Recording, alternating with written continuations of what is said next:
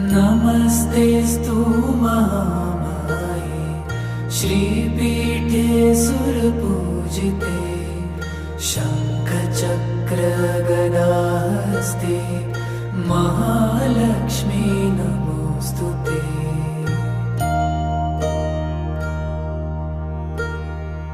नमस्ते गरुडारूढे कोलासुरभयङ्करी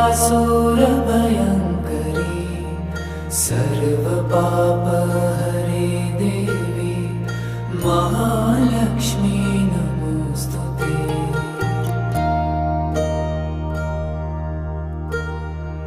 सर्वज्ञे सर्ववरदे सर्वदुष्टभयङ्करी सर्वदुःख